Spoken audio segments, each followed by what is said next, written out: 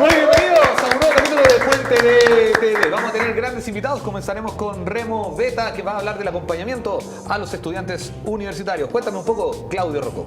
Así es, y en el bloque musical nos acompañará la banda Manquehuen y conversaremos con su vocalista Antonio Auer de sus éxitos y sus próximos pasos. Y también hablaremos de la política internacional. ¿Qué está pasando en Brasil? Bolsonaro, neoconservadurismo. Bueno, junto a Luis Heineke, experto en política internacional. Así que sigan nuestras redes sociales. Puente de TV.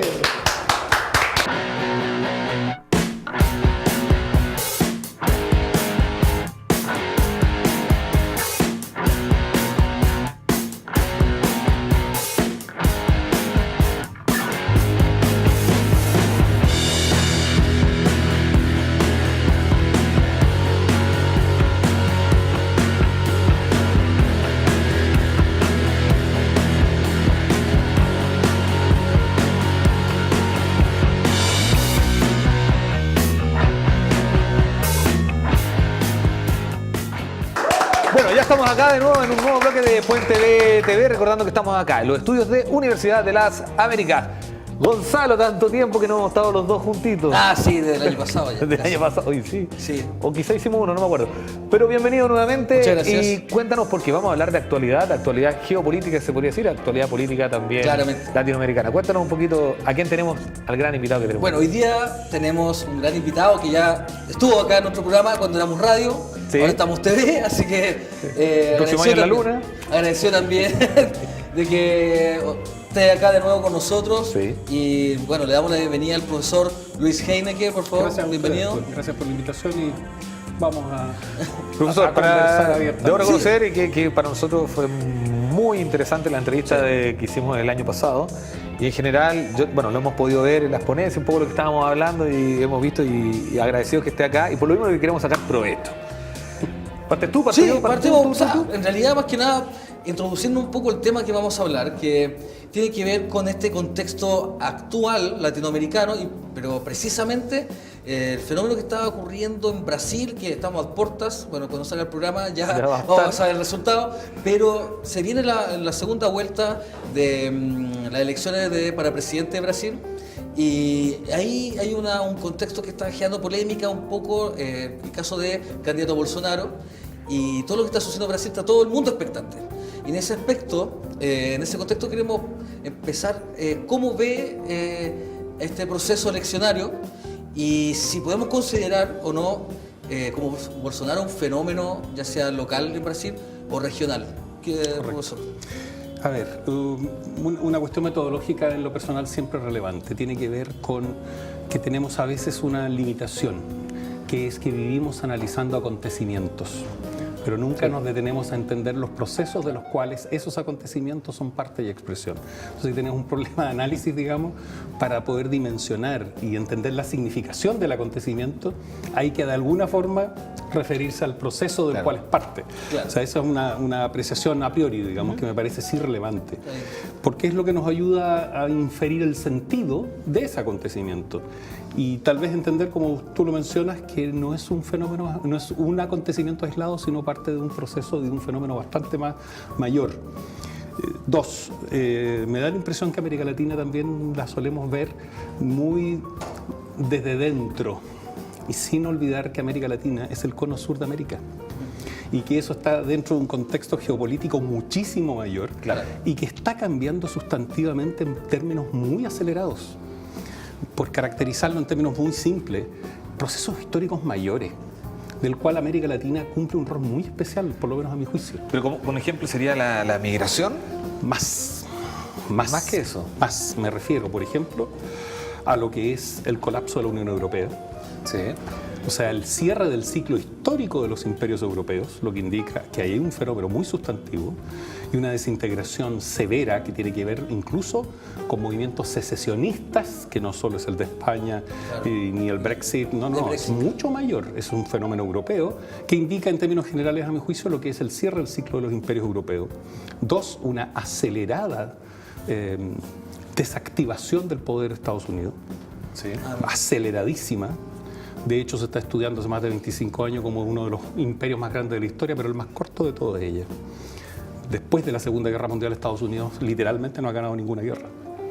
Usted puede ser la primera potencia del mundo, pero puede invadir y ocupar, pero si no es capaz de sostener y proyectar, eso no es victoria, eso es una derrota. O sea, son procesos que se van integrando. El tercero, para no ampliarme en eso, la emergencia sustancial de China.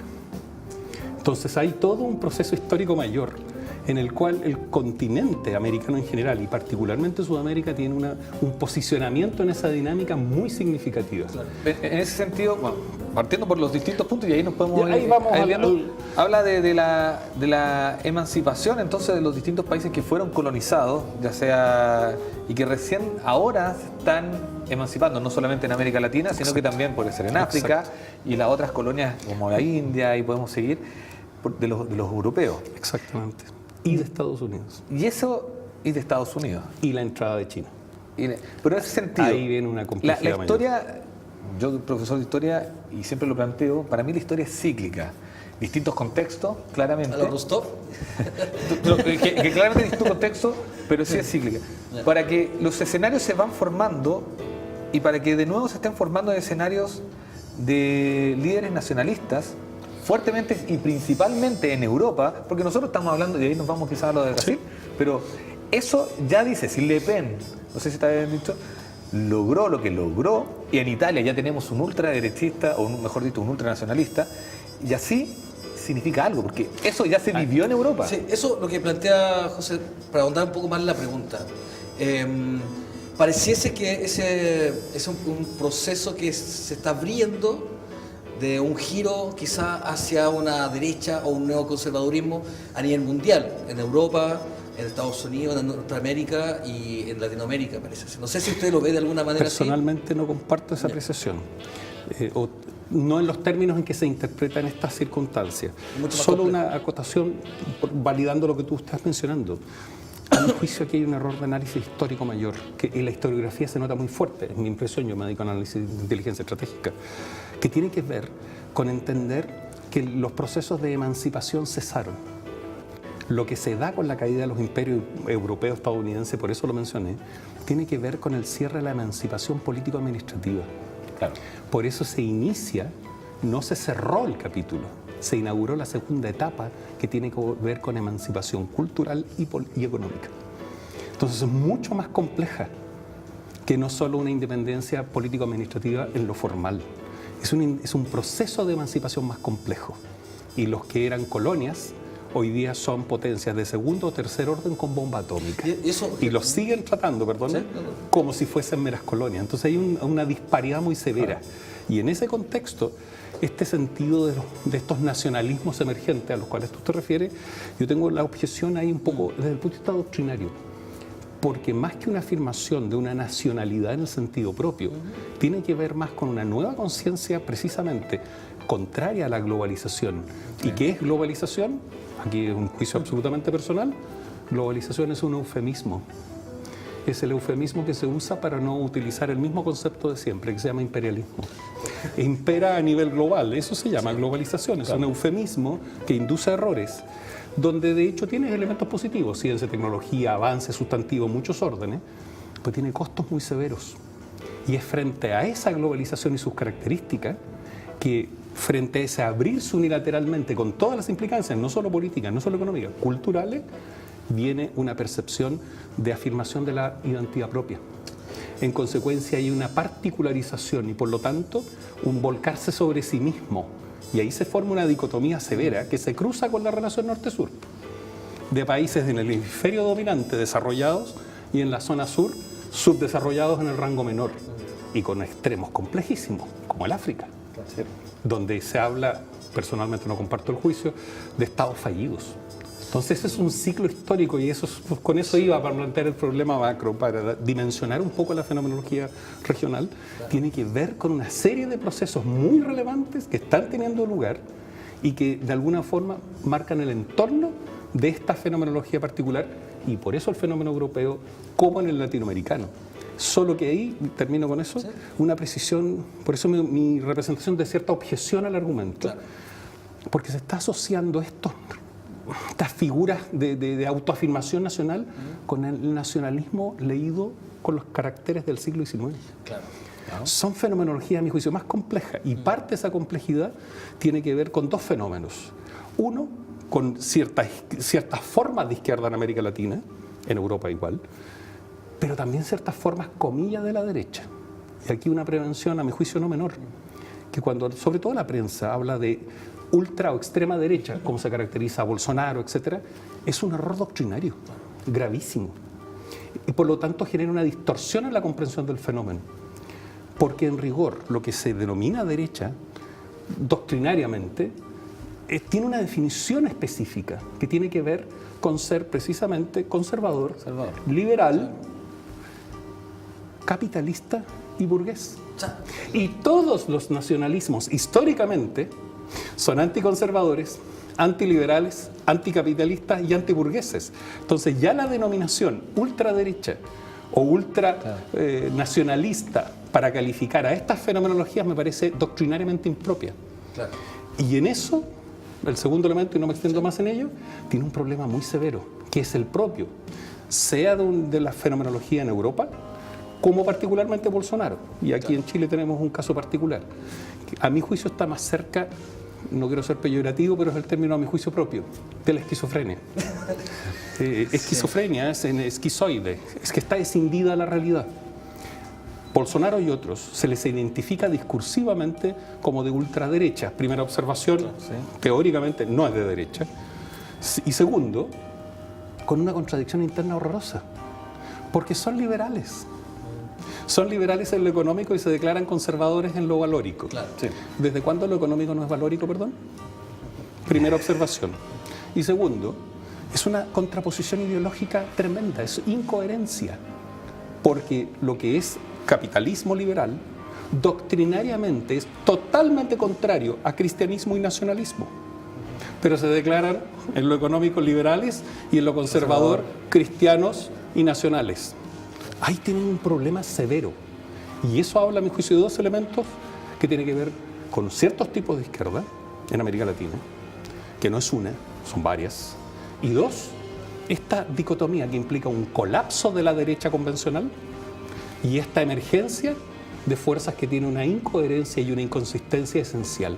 Por eso, en lo personal, no los veo como fenómenos políticos orgánicos. Sí, eso Ni a Bolsonaro, a ni veces otros. queda como, en términos de opinión pública, queda un poco a unas clasificaciones súper complejas que tienen que ver con las denominaciones de fascismo o fascismo o neofascismo, neoconservadurismo, neonacionalismo, todo en neo. Así es. Y pareciese que no se logra identificar bien, porque a nivel discursivo es una cosa y a nivel de políticas públicas, es otra. Entonces, pareciese que no es posible identificar realmente cuáles son las proyecciones con respecto a las políticas que puede tener Bolsonaro una vez estando en el poder. Entonces, a nivel discursivo, usted plantea que es como esquizofrenia, pero en términos ideológicos, dentro de cómo se podría catalogar este Bolsonaro, que finalmente uno toma atención a aquel, porque dentro de Latinoamérica no se esperaba un discurso tan poderoso en la actualidad. Y yo insisto en el punto, tiene que ver con ciertas formas de izquierda, por una parte, que tiene decisiones particulares en sus distintas vertientes, pero esta fenomenología general de lo que se llama derecha, derecha históricamente en América Latina, como en Chile, son dos grandes partidos, de hecho, fundadores de las repúblicas, liberales y conservadores, pelucones y pipiolos, digamos, para graficarlo de esa forma. Y es una contienda ideológica que fue muy relevante en el siglo XIX. Marcó la historia, la pugna entre liberales y conservadores. Es parte de la configuración de nuestras repúblicas. Pero hoy día parecieran que están en un mismo bloque. Pero sus diferencias ideológicas subsisten y por eso son dos almas dentro de una misma fuerza. Y eso se da incluso en Chile. Sí, sí, pero en ese caso, usted dice que en el caso de Bolsonaro no sería un fenómeno lo que puede estar sucediendo en América Latina, pero porque sería inconsecuente lo que plantea en este sentido. Hay una contradicción. Pero sí puede ser un fenómeno el hecho de la gente. Es que quizás no tengan una doctrina clara, no quede bien claro el discurso, pero lo mismo en este caso, y yo encuentro que es más peligroso aún, porque si no está claro el discurso, porque uno por lo menos sabe si alguien conoce, sabe qué está diciendo. Si come arroz con pollo, yo sé que va a comer arroz con pollo, entonces yo sé que no va a cambiar. pero si viene y no sé qué plato come, Exacto. me va a complicar. Efectivamente, y es uno de los factores no solo de riesgo, comparto el juicio, Porque son es de populistas. es de amenaza. Precisamente por eso, porque están capitalizando una oposición frente a un colapso de ciertas vertientes de izquierda como de un colapso histórico de las derechas. Sí. Entonces, no mediando una definición doctrinaria lúcida, clara, auténtica, identificable, se está adhiriendo, se está operando por reacción y no por una proposición. Claro. Esa ausencia Y ahora, es grave. Lo es desde el punto de vista doctrinario, que genera una capitalización de una circunstancia, utiliza, y favorablemente desde su punto de vista, por cierto, pero ¿cómo va a decantar eso en términos de proceso político? Eso es muy complejo. Y no solo en Brasil. ¿Cómo No, usted, en todo.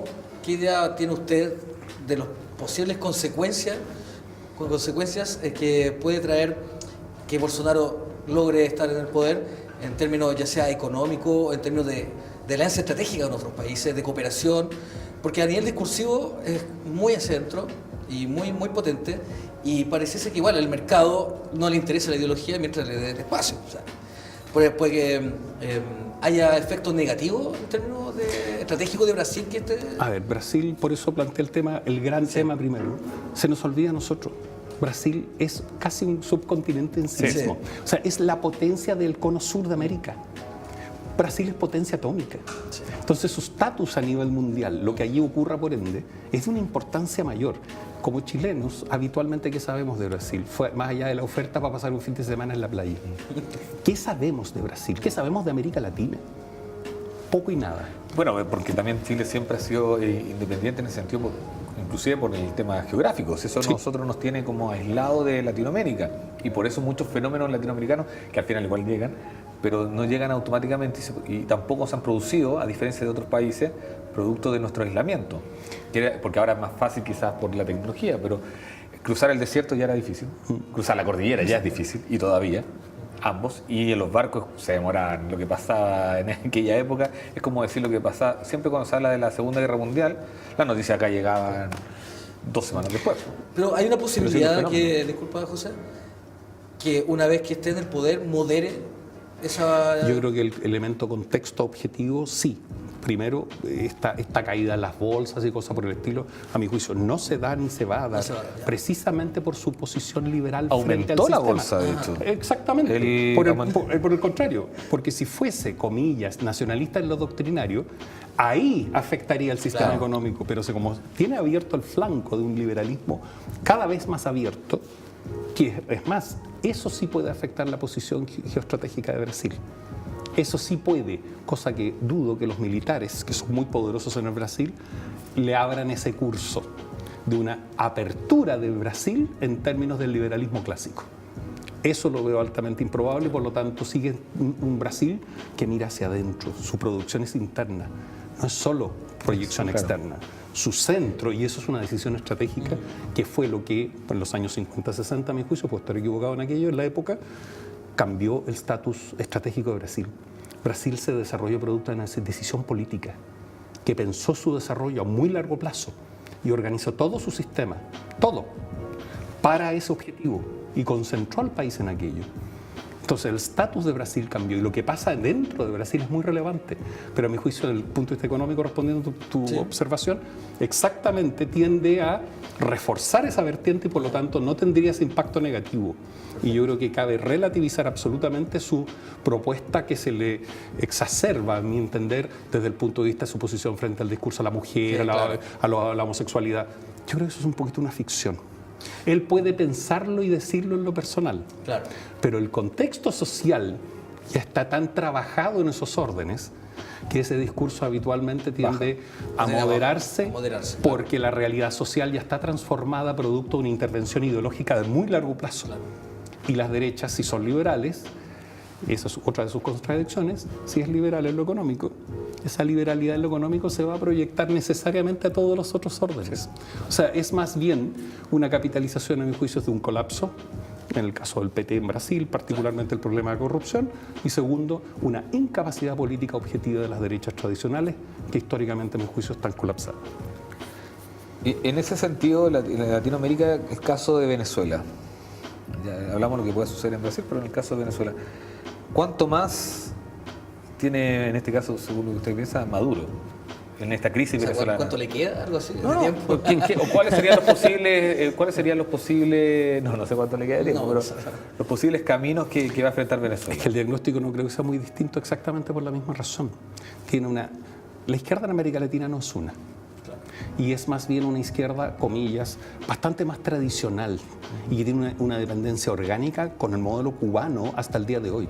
Entonces una realidad que todavía no se ajusta a izquierdas mucho más avanzadas, como particularmente en el caso de Chile, por lo demás. O sea, podríamos pensar que en un momento, por lo menos hasta la actualidad, hubo un momento de reinante de este socialismo siglo XXI, quizás nunca se logró implementar, o fue un socialismo fallido. Yo creo que tiene una contradicción tremenda, que es parte, a mi juicio, de los dilemas de la izquierda latinoamericana, incluyendo la chilena. El ALBA, por ejemplo. Tiene que ver, sí, pero tiene que ver con cruzar matrices ideológicas que aparecen como contradictorias. Dicho en términos doctrinarios, es un marxismo dialéctico versus un marxismo deconstruccionista, estructural deconstruccionista. Esa disputa todavía no está resuelta en ningún lugar de América Latina. Esas son las almas de las izquierdas en América Latina, lo es en Europa igual. Y todavía, tal vez parte de su crisis tiene que ver con eso, porque todavía en su propio seno, como conjunto, no lo han resuelto, están realmente disputando. Entonces, el modelo venezolano corresponde más a la primera matriz siglo XX.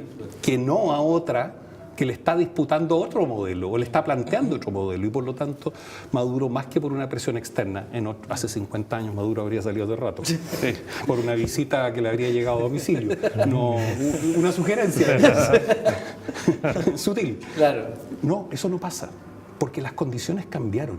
Si recuerdan a Chávez, yo creo que lo expresa muy bien, no solo en su política interna, es cuando en Naciones Unidas llega, se para y dice: hay olor a azufre aquí. Sí. La pregunta es súper simple.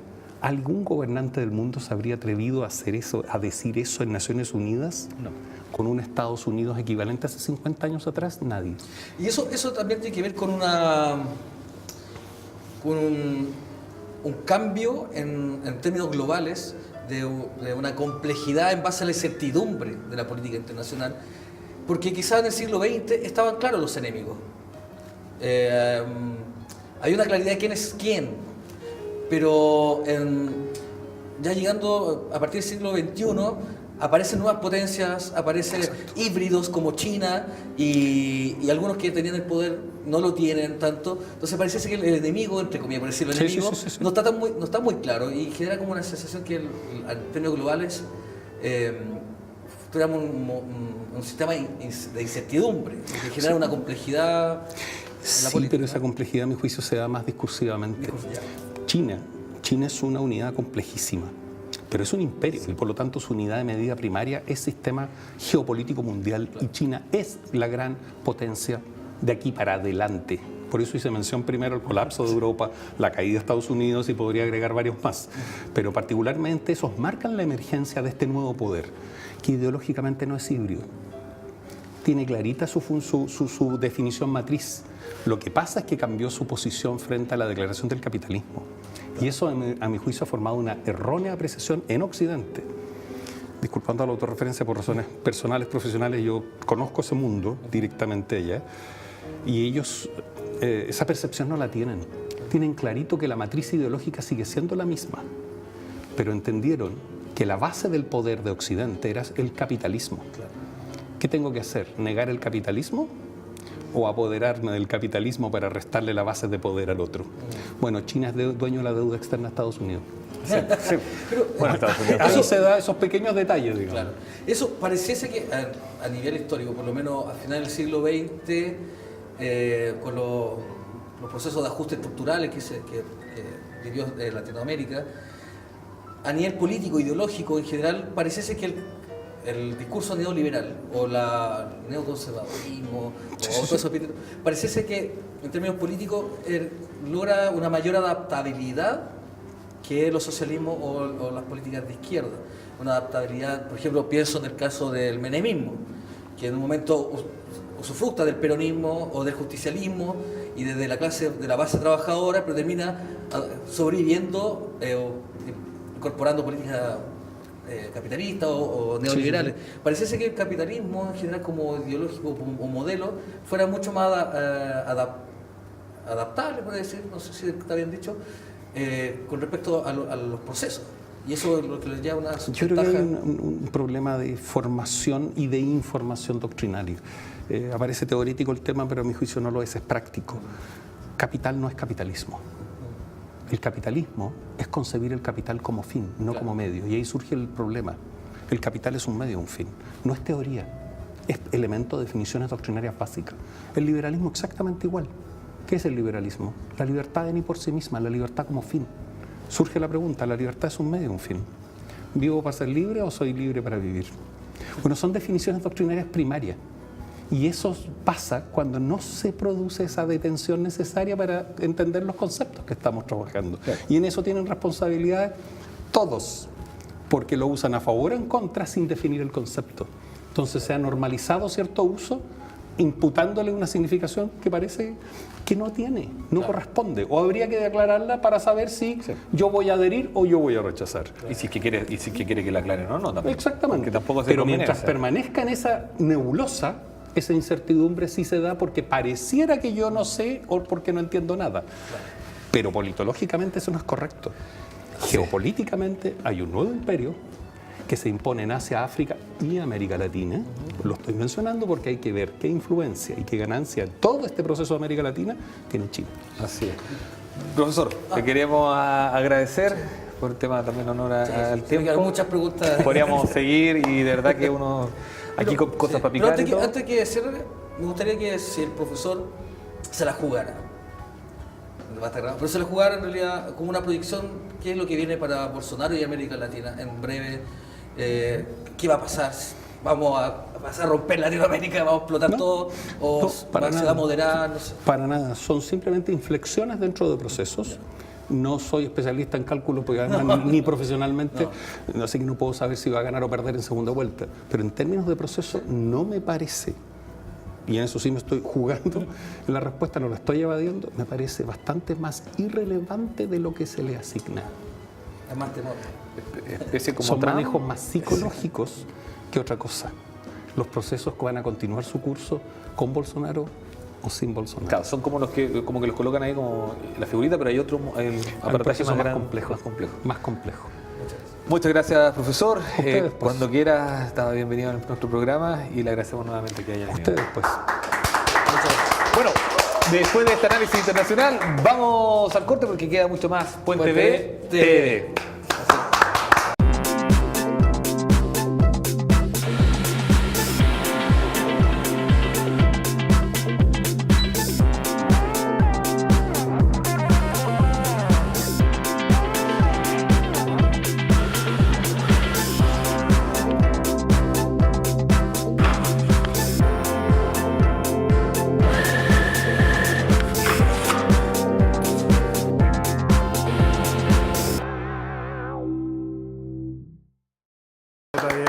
Ya estamos de vuelta acá en un nuevo bloque de Puente B TV, recordando que estamos acá en los estudios de Universidad de las Américas. Claudio, Rocco, cuéntame, ¿con quién vamos a conversar en este bloque? Así es, JP, en este bloque vamos a conversar sobre el Congreso Internacional sobre estrategias de acompañamiento para la progresión académica de estudiante universitario del primer año. Una labor no menor y muy interesante. Y para eso nos acompaña el director general de iCampus UDLA, Remo Beta. Remo, bienvenido a Puente B. Muchas gracias por la invitación. Muy agradecido de estar acá también para contarles esto. Remo, bueno, el congreso fue el día de ayer en Providencia. Cuéntanos un poquito de qué se trata este congreso. ¿De qué se trató, mejor? ¿De qué se trató? Se trató, a ver, tal como lo dice el nombre, que es largo, extenso, pero es súper poderoso, como conversamos un poquito antes. Se trató de aunar criterios entre distintas instituciones, tanto nacionales como extranjeras, de cómo nos hacemos cargo como instituciones de educación superior de una cantidad de alumnos cada vez más creciente y que tienen una particularidad, son alumnos nuevos y por ende tienen que ser acompañados por las distintas instituciones. Claro. Y es una labor que no es fácil. Pero este acompañamiento va ligado de manera presencial, e-learning o solamente e-learning. Es una gama de distintas situaciones. Precisamente lo que estuvimos conversando en el Congreso son las distintas estrategias que se siguen. Hoy en día hay estrategias que son tanto presenciales como talleres de introducción a la vida universitaria, algunos propedéuticos presenciales, así también como estrategias que son 100% en línea, o e-learning, como bien decías tú, que tienen que ver con talleres de inducción, con cursos previos y otros tipos de acompañamiento que se le realiza al estudiante por parte de las áreas de las instituciones.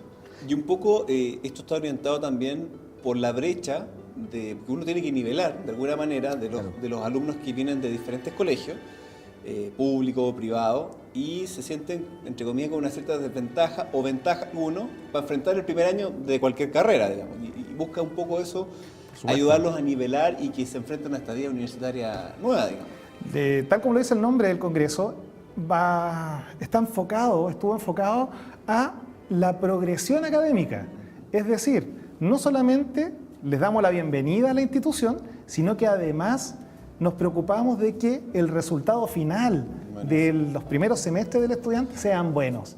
Y obviamente agarren ese gusto a la institución en la cual están. Y en ese sentido tiene que ver un poco porque, claro, un poco lo que decía Claudio, era que los alumnos sabemos que los colegios son muy dispares en su enseñanza, no una enseñanza equitativa, y la universidad o la institución de educación superior se tiene que hacer cargo, mejor dicho, de esas falencias. Y por eso va orientado a primer año. Exactamente. Es quizás uno de los años más complicados de la institución, de ir del segundo hacia arriba, independiente de la institución. Claro.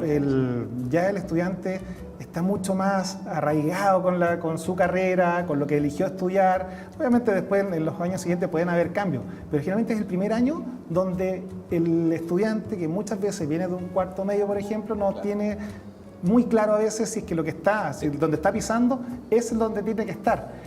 Mismo caso pasa con distintos focos con el working adult, con el adulto que entra a trabajar. Claro. También tenemos una amplia gama de alumnos que son en formatos vespertinos o executive. Y es porque quizás a diferencia del alumno que sale de cuarto medio, también nosotros todos tenemos como memoria a corto plazo, se nos olvida que fuimos alumnos. Claro. Tiene que ir por eso como que se me olvidó sumar. No sé, por ejemplo, se me olvidaron las operaciones básicas. Claro, entonces muchas veces que estudiantes que son adultos entran y como bien dice, o sea, no se acuerdan o tienen miedo muchas veces, saben perfectamente, lo tienen guardado en algún lado y lo tienen que sacar de alguna manera.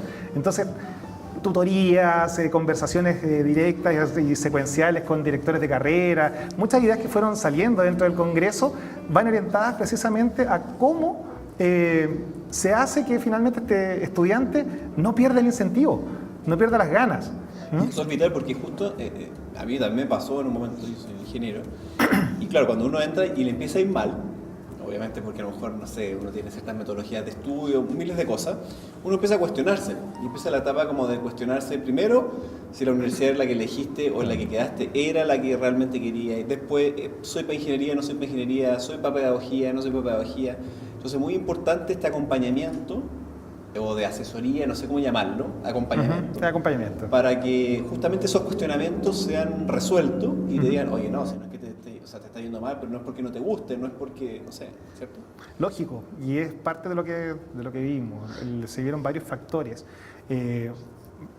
dependiendo del segmento. En el caso de los estudiantes que entran directamente desde el colegio, el problema muchas veces tiene que ver con si realmente era lo que querían. Claro.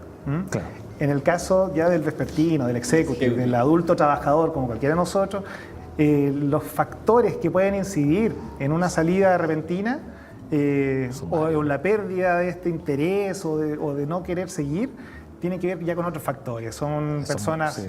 O sea, todos nosotros llegamos, tenemos que ser papás, tenemos que estar trabajando. Factores, claro. Ser el económico, el familiar, el laboral. Exactamente. El que, qué sé yo, porque el mundo de hoy también, uno cree que tiene el permiso en el trabajo, pero al final después no te lo dan y otros factores más. Este congreso que sucedió, que se fue realizado el día de ayer, era internacional. Así es. Cuéntanos, ¿de dónde, qué otras personas participaron en el congreso? Muy interesante fueron las posturas de las personas que vinieron del Eastfield College de Dallas, ¿Ya? que nos presentaron una postura completamente diferente quizás a la que vemos en el mundo nacional, dentro de Chile, porque ellos trabajan con los colleges, que son estos intermedios, el mundo de intermedios entre lo que nosotros conoceríamos como salida de educación media previo a una entrada a la universidad. Como un bachillerato. Como un bachillerato, Parecido al claro. bachillerato, claro. Es similar al bachillerato, quizás implementado de una manera distinta, pero mucho más, está muy arraigado dentro de la cultura norteamericana. Y presentaron estrategias que son bastante interesantes y la idea es que se sigan explotando en conjunto con ellos. Y así también vimos también realidades de otros lados de América Latina. Vimos a la Universidad Privada del Norte, que tuvimos una expositora a distancia incluso, aprovechando la tecnología para que nos mostrara desde Como el el mismo caso Perú. a nivel latinoamericano, digamos. Exactamente. ¿Y está muy lejos de lo que pasa en Chile o igual está muy relacionado con este cambio de, no sé si en otros países se llama enseñanza media o secundaria, Secundaria, y pasan a Son problemas comunes. comunes? Son problemas comunes, son culturas distintas, somos todos latinos, la verdad. Sí. País a país uno va encontrando distintas situaciones, pero sin embargo todos tenemos las mismas problemáticas. Hay factores económicos, Claro. factores sociológicos, factores que son psicológicos en algunos casos más chicos, pero que todos esos van incidiendo en que nuestro estudiante pueda ir perdiendo algún interés. Y en ese sentido, ¿cómo, bueno, aprovechando un poco la conectividad que existe en la actualidad, cómo también ser atractivo para estos alumnos que ingresan a la universidad, a cualquier institución de educación superior? Ahí también hay un desafío, porque si ocupamos el método tradicional, quizás el alumno diga, pero voy a meterme a este foro que fome y en realidad para qué hacerlo, porque si al final no aburre y no es interactivo. Claro. Me imagino que también ahí hay un hincapié por parte de usted en este caso y en general. Ahí voy a hablar en el caso particular de la institución. Sí, hay un interés cada vez más fuerte en estar muy cercano al estudiante que entra, desde los directores de carrera en adelante.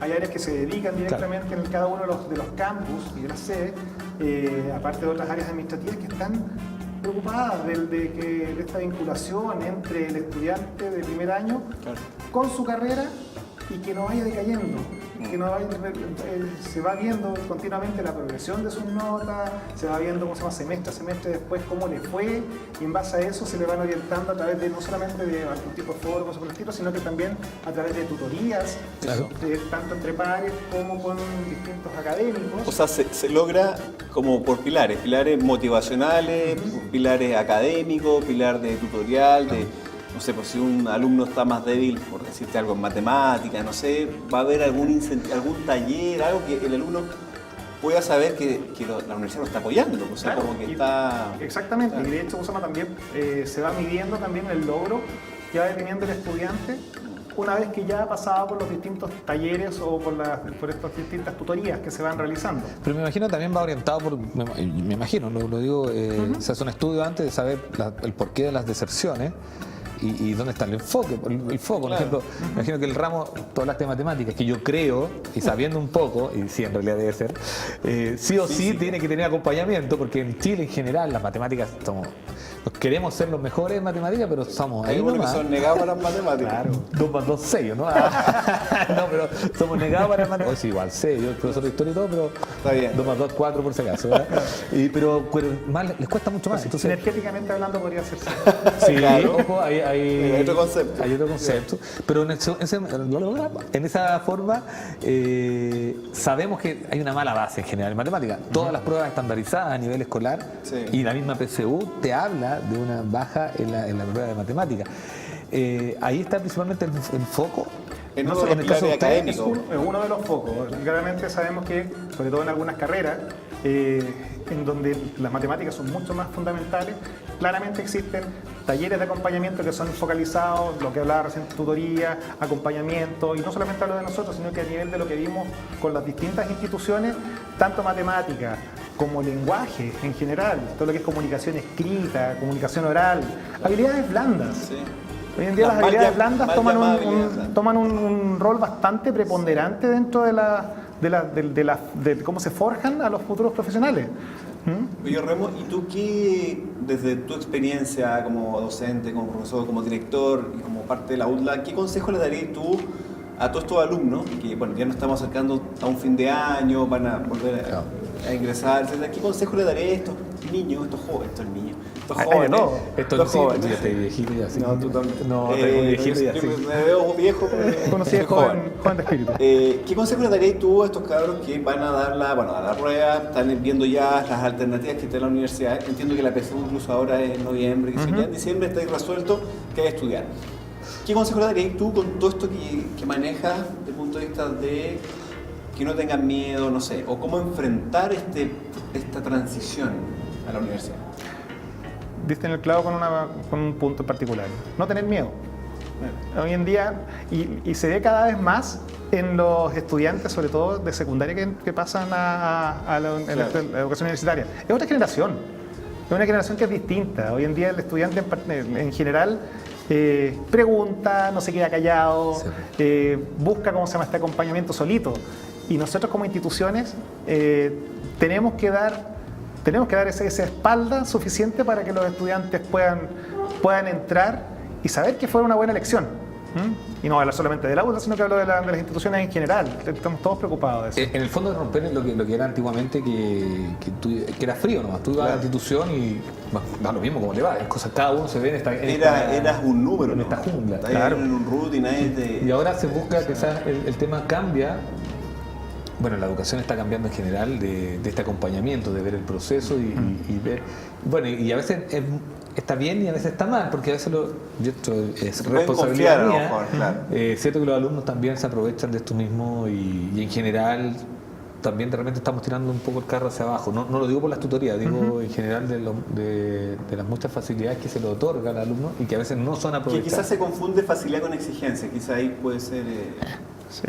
Puede ser. Se trata de poder estar por lo menos en un buen equilibrio y que no se transforme tampoco en como dices tú, el que finalmente le den la mano se tomen el codo. Sí, es que la sociedad también es un tema social. En ese caso, Remo, el Congreso, bueno, duró un día. ¿Se vislumbra o alguna próxima otra versión del Congreso? Fíjate que es parte de las preguntas que se hicieron, que están colgadas dentro de una encuesta que se les está enviando online a los distintos asistentes para ver cómo sigue esto. La idea es precisamente que no quede acá. La verdad que lo que vimos ayer fue precisamente una intención, una reflexión muy fuerte por las distintas instituciones que estuvieron y por los distintos asistentes, que no eran solamente de las instituciones que estaban invitadas, sino que también eran de distintos lados, ámbitos de las instituciones de educación superior acá en Chile, que esto tiene que continuar. O sea, la intención de la institución es que se continúe trabajando en conjunto tanto con las universidades extranjeras como con algunas de las instituciones que vinieron al Congreso, en poder tener nuevas versiones más adelante de este tipo de congresos o quizás evolucionar a otro tipo de situaciones, talleres, seminarios que vayan... Y es bueno también que los alumnos de este primer año también sepan que existen estas cosas, que existen este acompañamiento. Yo no sé si lo dicen cuando uno entra el primer año de la carrera, pero por último durante ese periodo tan terrible del primer año, algo va a haber y algo de noticias, información más fácil. Fíjate que una de las cosas que ha ido cambiando y que vimos ayer en el Congreso es que casi todas las instituciones han ido no solamente haciendo una semana mechona o novata como uno conocía, sino que hoy en día también dentro de esa presentación formal hacia el estudiante inicial vienen semanas de inducción, en las cuales se les da el primer brief, la primera presentación por parte del director de carrera o de las autoridades de cada uno de los campos, se les muestra lo que es la institución. Sí, cómo ha cambiado, ¿no? Sí. Cómo ha cambiado, pero en general es eso, hacerlo cercano. Porque los niñitos quizás se enfrentan a algo distinto, después se pueden ir, si son tan muy sensibles. Y lo otro, te digo por experiencia, o sea, cuando hablan de cálculo, álgebra, física, química, ingeniería, a uno es terrible, o sea, ya el álgebra lineal, que son peludísimos, y claro, uno cree que con la ayudantía está ahí o con la clase, pero ¿No? terrible. Y pensar que ya también los ramos anuales ya casi están desaparecidos en casi Claro, todas las carreras. están todos siendo semestrales. Semestrales, porque era muy frustrante, para un alumno que reprobaba ese ramo anual y después te reprobabas un Tienes año. que esperar un año completo. La idea es precisamente que sea distinto, que la idea es que sea mucho más flexible los programas de asignatura. Y también, también soy ingeniero, entonces también sé que existen muchas asignaturas. Sí, Mencionaste las matemáticas, mencionaste la física, sumaría termodinámicas y otras más. Mira, Algunos de mis me quedé profesores que corto, estuviera me viendo. quedé Y que son el pie muchas veces, que van haciendo el músculo de cara, ¿cómo se llama?, a otras asignaturas que son un poco más disciplinarias.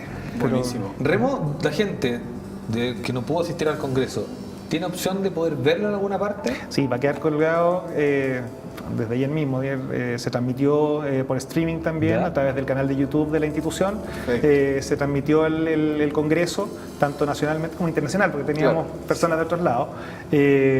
Y eso va a quedar colgado dentro del O sea, sitio pueden web verlo en YouTube después. Sí, en la página. UDLA Chile. UDLA Chile, sí. UDLA Chile, En el canal de YouTube. el canal de YouTube está en cada una de las posturas de ayer, de cada una de las exposiciones. Excelente.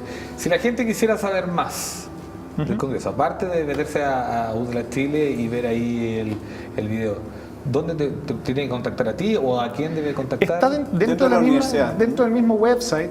Existe, o sea, dentro del mismo website de UDLA está un sitio particular del Congreso. Ah, perfecto. O sea, es fácil, ¿cómo se llama?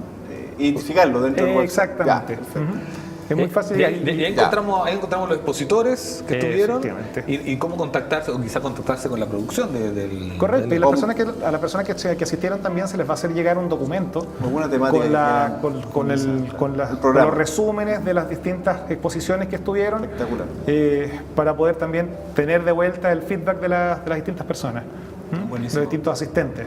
Entonces, bueno, ya saben, pues tienen que ir al canal de YouTube y A al ver website el- audla.cl. Claro. Ven Puente TV y después se van Sí, a... vean Puente TV y ahí a al Udla, lado, Audla. dale clic al lado. linkean ahí.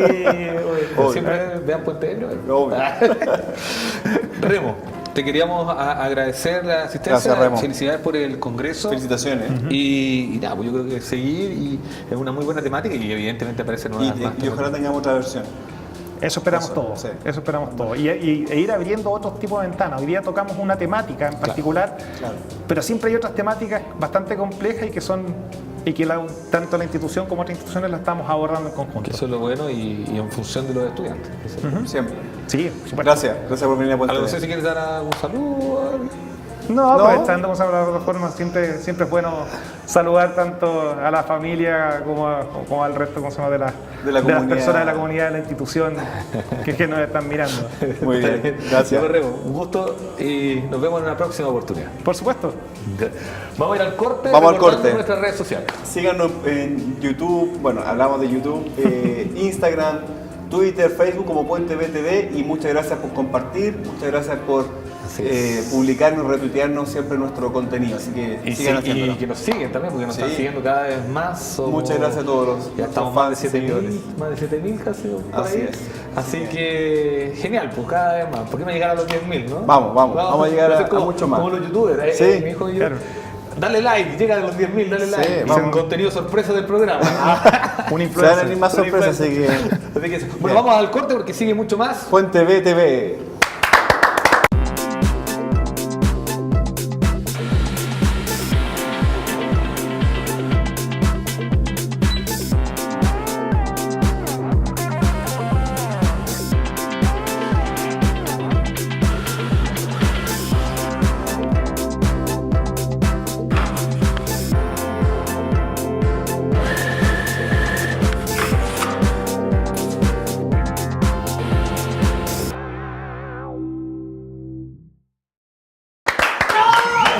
Ya estamos de vuelta acá en el nuevo bloque de Puente BTV, en este bloque musical. Cuéntanos un poquito, Claudio, a quién tenemos el día de hoy. Así en este bloque musical vamos a conversar con el líder de la banda Monkey Woon, que es un estilo guaineado, etcétera, mezcla cosas del pop y nos va a contar sobre sus proyectos. Y nos acompaña el vocalista de Monkey Woon, Antonio Over. Antonio, bienvenido. Bueno, muchas gracias por la invitación, Gracias primero a que ti. todo, a Puente BTV. un espacio muy acogedor. De flaquito, tú ya sabes aquí, Claro. de flaquito que estamos acá. Antonio, cuéntame. No voy a decir nada. Antonio, estoy bueno para leer, eso sí. Sí, que tu apellido es muy complicado. Es francés, ¿no? Sí, francés. No hablo No, francés. no sé. Solo inglés. Antonio, cuéntanos un poquito el por qué el nombre de la banda. Manquehún es una palabra mapungún que significa lenguaje adolorido en el saber.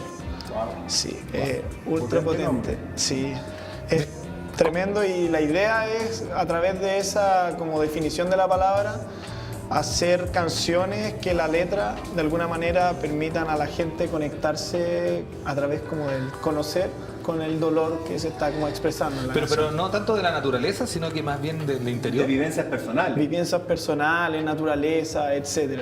La idea es como tratar de transportar al oyente a ese espacio.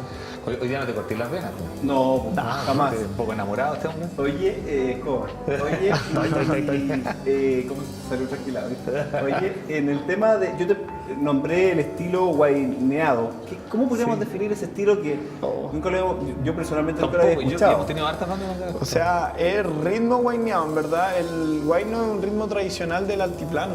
perfecto. Sí, se toca harto en Bolivia, de hecho, en Perú, en el norte de Chile. ¿No nos había tocado? No, nunca. Creo que la primera vez, por lo menos en esta temporada, debe tener un estilo así más guaineado. mapuche. No sé si llamarlo mapuche. No, ¿no? pues sí, dijo más. No, Perdón, más altiplán y cosas. ese Sí, estilo. pero en verdad es una fantasía de guayno, va más bien por el ritmo, no es que sea tradicionalmente un guayno. Antonio, ¿ustedes cuántos son? Somos 4 actualmente. Tú eres el vocalista. Sí, yo soy el vocalista y el que toca guitarra. ¿Y fundador de la banda? Fundador de la banda, sí. Bien. Así es que partió como un proyecto individual y después se fue sumando gente y ahora ¿Y estamos hace como cuánto banda. partió? Partió hace harto tiempo como solo, pero como banda propiamente tal lanzamos nuestro primer disco el año pasado, en noviembre del año pasado. Pero cuando dices solo, o sea, partiste hace mucho tiempo, ¿estás en el colegio? ¿Qué? Estaba terminando el colegio, sí. De hecho antes tenía otro nombre, pero... Me gustó más Manquehún. Sí, me puse más... Está Quería bien, hacerlo está algo bien. más profesional y... Oye, y has tocado, o sea, ustedes han tocado en varios escenarios, a nivel de Santiago al menos, en varios pubs, en varios lugares. ¿Cómo ha sido esa recepción del público, de la gente? Ha sido- ¿Qué les pasa a ustedes cuando tocan en vivo? No sé, la gente se contagia con la música. Sí, ha sido bien interesante en verdad porque como banda llevamos re poco y tenemos como 3 bloques bien marcados en nuestro show en vivo, que uno como más movido, otro como más melancólico, que genera la atmósfera, etc. Y terminamos con uno más como popero y sentimos que ha sido como un buen recibimiento del Sí. público, a harta gente le ha gustado las canciones. Pero, disculpa, pero bueno, te vamos a escuchar tocar, pero no hace referencia la melodía o las canciones a algún tipo de lenguaje en particular, sino que es castellano, digamos. O sea, uno escucha en Sí, español todo en todas las español. canciones. Ah, ya. Y la temática de la música. Tú me dijiste un poquito que era según también con el nombre que tiene la banda, pero ¿por dónde vas? Tiene que ver con trova. ¿Ya? No sé, Silvio Rodríguez, que perfecto. partí tocando solo, si en verdad viene de ahí. Y después sumándole más instrumentos fue agarrando como... Pero las letras, porque tú hablabas recién que cuando ustedes tocan, parte un poquito más alegre, después es más corta vena y termina, Sí, y más termina corta vena más, es y un termina nuevo- más pop. Claro. Una nueva categoría. ¿Corta vena? Sí. Más cebollento. Corta vena, ya. No, pues cebollero es como No, pero más pachanguero. más mayorón. Mayor, sí. ¿Qué quieres más? No, que tiene que ver con lo que decías tú de estas vivencias y conectarse con los sentimientos de algún Sí. tipo, ¿no? Sí, en verdad las temáticas son muy variadas, hay románticas y temáticas también como... De hecho, este domingo, no, el próximo domingo lanzamos un videoclip de una canción que es como orientada a lo romántico, pero en verdad es un romanticismo hacia la adicción a las drogas. ¿Cómo se llama? ¿O es sorpresa? Olor a ti, ¿no? Olor a Sí, ti se llama. Sí. Va con videoclip y no sé. Honor a ti. Olor a ti. Olor a ti. Ah, Sí. yo entendí, honor. Sí, eso Perdón. Espérate, ¿y la estrenan ahora? La estrenamos el El otro 28 de domingo. octubre. 28 de octubre y con videoclip y todo. Con ¿Y videoclip dónde se todo. estrena? ¿La vamos a ver? ¿Hay que ir a ver No, a tocar o en en YouTube? en Spotify, Deezer, iTunes, etc. Pero vamos a tener el aniversario de Manquehune el 7 de noviembre en la sala SCD de Bellavista. Bueno, y en la Florida. No, en, Ah, la de acá, en Bellavista, no, la de la Florida. Está diciendo no. Bellavista. Es que Bellavista me suena en Bellavista metro. la Florida, pensaste. Sorry, me suena. La No, estación de metro. La Florida ya está cerrada, además. ¿En serio? Sí, sí. hace Hubo ahí un este- drama en la SCD. Nada de música. Bueno, ya vamos a aquí a Bellavista. Y ahí van a lanzar el estreno y también van a aprovechar de tocar. Pero el 7 de noviembre van a tocar nuevos discos y es parte de Olor a ti. Sí, es que lo que pasa es que nosotros tenemos un disco lanzado y estamos trabajando en otro, pero ya lo incluimos en los shows varias de las canciones. Bueno. Entonces, Y en ese nuevo está Olor a ti. en ese nuevo está Olor a ti, pero vamos a ir sacando singles y después vamos a lanzar el disco. Oye, ¿y la composición de estos temas son 100% tuyos o es parte del trabajo de la banda y algunas cosas o 100% son tus O creaciones? sea, ha ido variando, pero normalmente yo llego con la idea, con la canción más o menos compuesta y cada uno le pone Mira. su sabor. Espérate, y lo componen 4 más. Son 4 en total, perdón. Somos 4 en total, sí. ¿Tú eres voz y guitarra? Sí. ¿Qué más tenemos? Diego González, que toca teclado. Teclado. Luis Altamirano, batería, y Matías Muñoz, el bajo. Ya. ¿Y solamente canta? ¿Quién más canta? Nadie más canta. El Mati, ¿Ya? que Que toca hace el bajo, como la hace segunda segunda voz, voces, claro. y el Diego también está. Ahora estamos Ah, convenciendo está para que bueno. haga tercera. Oye, bueno, para el futuro lo que viene es el estreno de este videoclip en YouTube y en todas las plataformas el 28 de octubre con Olor a ti. Sí. Y el 7 de noviembre en la sala SCD de Bellavista, donde van a tocar no solo este tema, sino que muchos más, digamos. Sí. ¿Qué otros planes tienen Y en el el- futuro trabajando en un nuevo disco? El 26 de octubre también vamos a tocar en la Semana de la Cultura del Infocap, ¿Ya? que está allá en departamental con Santa Rosa. Dale. Y después de eso vamos a seguir trabajando en el segundo disco. Tenemos también otro tema por lanzar que esperamos hacerlo a finales de diciembre también con video. Ah, pero tienen hartos temas. Pero espérate, si el primer disco, ¿cuántos temas eran? El primer disco eran 9 temas. Igual harto. Sí. Y ahí está Olor a ti. No, No. por Olor a ti Ah, era el el Olor a ti es el nuevo. del nuevo. El nuevo, Perdón. sí. No me retí, hombre. No, es que yo creo que ya está sintiendo dolor. Bueno, quiero escuchar el tema, pero voy a esperar el 28 de octubre. Pero y las plataformas de YouTube, ustedes tienen muchas plataformas, me imagino. O sea, las redes sociales. ¿Pero en cuáles? Tenemos Instagram, ¿Ya? Facebook, Twitter no tenemos. Según yo. Ya, y Y uno los busca. Spotify, po. Y Y Spotify. Spotify, ¿Cómo sí. los encuentra ustedes como banda? ¿Lo pone tal Manquehune. cual? Sí, con MANKEW con cremilla y N. Está apareciendo en Aparece este acá abajo, momento, mejor. está aquí para que lo Aparece. vean. Y en el Spotify encontramos todos los temas. En Spotify tenemos un lanzamiento del disco, que son los 9 temas, y lanzamos un sencillo con 2 temas tocados en vivo. Y el 28 va a estar Olor a ti. Y el 28 hasta ahora. ¿Viste? Es que para que te quede claro. Po. Oye, ¿y qué tema nos va a tocar ahora acá en Puente B? Pensaba tocarles quizá Olor a ti. Bien, Por favor, ya, por por favor, favor. que ya no aguanta más, quiere escuchar Olor a ti. Para no esperar el 28. Pero ya. también yo creo que va a ser bien fome tocarlo. Ah, pura entonces no lo toqué. guitarra. Entonces no lo toqué. Claro, entonces bueno, esperamos el 28. No, pero más o menos, ¿qué temas Voy a quiere tocar un tocar? tema que no hemos publicado, que se llama Desde mi corteza, ¿Ya? que es como la visión desde un árbol así que ha pasado por mucho tiempo en la tierra y es bonito. reflejado como a los migrantes, todo el tema de la Ya. migración que ha habido. Bien de actualidad entonces el tema. Sí. Bien. Y consulta antes de todavía falta, es ¿cómo te inspiras? Porque ya que tú haces la letra y después con tu grupo lo empiezan a componer un poco la música y evidentemente te hacen algunos reparos, ¿no? Pero ¿de qué te inspiras? No sé, vas en la calle, ya que justo me hablaste de que Va a la ahora- corteza del árbol y mira. y empezaste a ver, claro, los distintos migrantes, pero ¿cómo te inspiras? Historias de la gente, yo estoy terminando psicología. Ya. Ah, tenés historia para rato, entonces, pues, Tiene como para 10 discos más, po. Sí. Primer paciente, listo. Ah, ya listo, voy a escribir. Tema en mi- 5 discos ya. Ya. O sea, Acá hay historia de la acá hay gente. varios en el equipo que sería bueno Que que necesitan la deis versión. tu Sí, consulta. después vaya a dar tu tarjeta y para que se vayan a atender a todos. Partiendo puede- porque no puede atender partiendo por todavía. el switch. No puede atender todavía, está estudiando. No, pero estamos terminando. Ya A ver. Porque, oye, el del switch lo necesita. Ya. Entonces, pero con los pacientes, o sea, con las prácticas que has tenido de esa manera, o la conversación diaria. No, conversaciones diarias, en verdad. Cosas que me han pasado también, que he visto. Tratar de también tocar un poco la contingencia. Buenísimo. Sí, en verdad de todo. Pero son alegres. Un ejemplo, la dijo canción. que- dijo que había de todo. Pero olor a ti. Color a ti no, es bien cursi de hecho, es como ¿Viste? bien Simpático. alegre, pero la idea es como jugar también con eso. Me gustó la de la corteza del árbol. ¿Y la corteza del árbol es más triste o más alegre? No, disculpa, ¿cómo se llama? Desde mi corteza. Desde mi corteza. Corteza del árbol. Corteza del árbol. Desde mi Esa es corteza. la corteza. ¿Viste? Oye, día andáis, pero.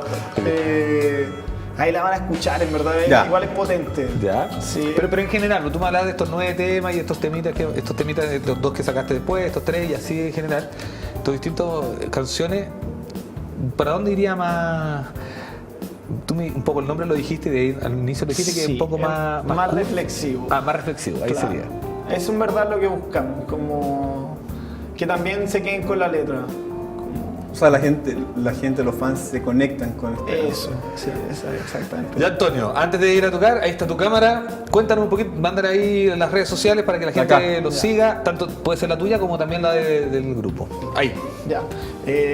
Bueno, amigos y amigas, los invito a seguir a Manquewun, MANKEWUN en Instagram, Facebook y Spotify. Y también en la cuenta YouTube, que si bien es chiquitita, nos ayudarían caleta subiendo como las visitas para el próximo single que vamos a lanzar ahí. ¿Cuál será el single? Olor a ti. Olor a ti, para que te quede claro, para que te quede claro. Ya, entonces, y ahora. Van 10 oloratillas, está peleando con la otra. Y el 7 de noviembre los dejo a todos invitados para el aniversario de Manquewun. Va a estar tocando también Andrés Rebeco, un destacado músico nacional. Sí. Y vamos a hacer una exposición artística antes, así que va a estar como bien entretenido. Y las entradas están a la venta por el sistema Eventtree. Así que Bien. lo- ¿Y los precios? los precios está la preventa a 3 lucas y el día del evento está a 5.000 pesos. Sí, perfecto. Y de ahí se pueden pasar Ahí se pueden pasar a tomar un a show. tomar un show, a tomar cualquier cosa. ¿Eh? Ya, Invitado ya buenísimo. al equipo detrás de cámara que le encanta eso del show y todo lo demás. Ya, ¿qué nos va a tocar entonces ahora? Usted nos sorprendió ya con el- Desde mi corteza. ¿Y? ¿Algún otro tema? Va a pensar si es olor a ti, la va a pensar Voy a mientras pensar toca. si es olor a ti. Ah, Si no, nos ok, sorprende ok, con sí. otro, nos sorprende con otro tema. Ya, pues, Antonio, gracias por venir a Puente B. No, Y te gracias. dejamos ahora ahí en el escenario, en el gran escenario que nos Nuevo escenario de Puente B para los artistas. Gracias por Dale, venir. así que eso, vamos, porque viene Antonio y viene Manquewun.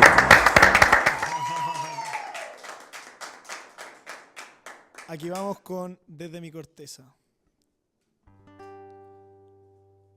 No se llevarán lo que he vivido, pueden saturar todas sus ganas, visitar el polvo que brotó de mis entrañas al poner sus dientes de metal. Y no se llevarán lo que he sentido al ver mi brote nuevo, borrachos por el sol, despidiendo a los amantes que no pueden soportar las miles de versiones del verano que se va para entrar en este círculo vital. Y no me arrancarán de la memoria los gestos más obscenos de lesa humanidad, porque entre tanta niebla aún puedo observar cómo el egoísmo pudo más. Que disfrazas casi siempre lo que hay, sangrando y sin pasiones andan miles, millones.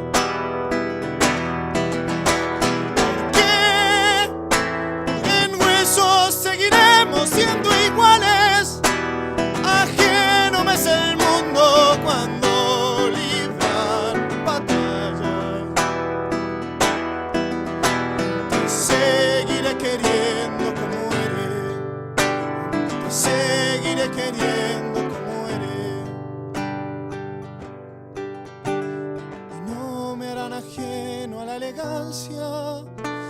con que se han amado tantos varios, huyendo del calvario de la norma social que se han impuesto como dulce ofrenda. Que disfrazas casi siempre lo que hay, sangrando y sin pasiones andan miles, millones. Que en huesos seguiremos siendo iguales, ajeno me es el mundo cuando libran batallas. Te seguiré queriendo como eres, te seguiré queriendo como eres, te seguiré queriendo como eres, te seguiré queriendo como eres.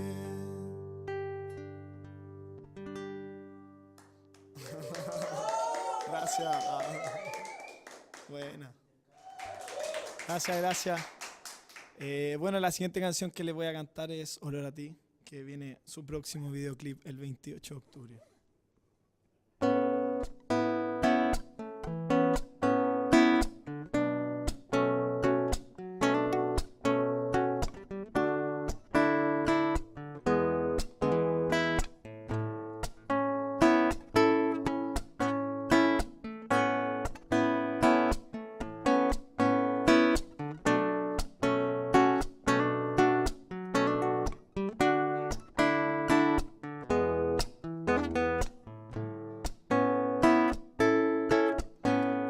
No lo puedo disimular, el veneno ya está en mí, y aunque trate de engañarme para olvidar, hace ya rato me perdí. Y si pude aferrarme a un porvenir, tu magia no me dio perdón.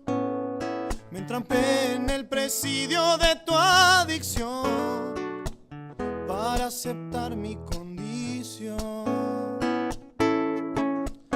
Y tuve miedo de que me dejaran solo los recuerdos que venían como lobos de tanto, tanto olor a ti.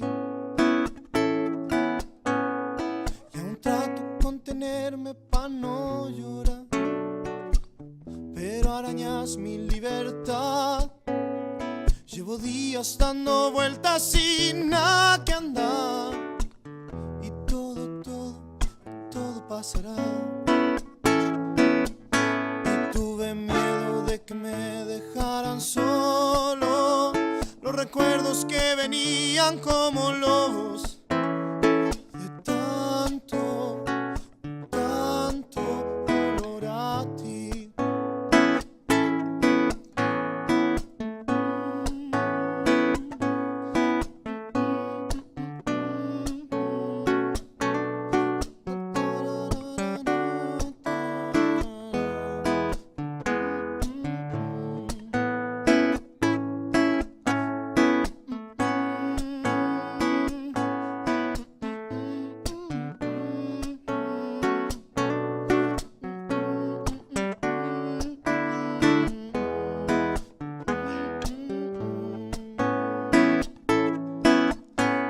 Tú me miras y me das la vuelta, yo querer.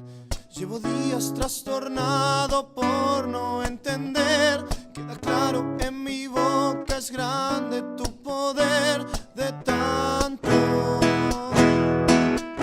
Yo digo tanto, tanto, tanto. Porque anda tanto, tanto, tanto. Tuvimos tanto, tanto, tanto olor a ti.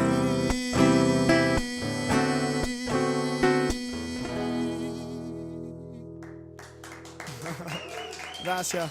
Chao.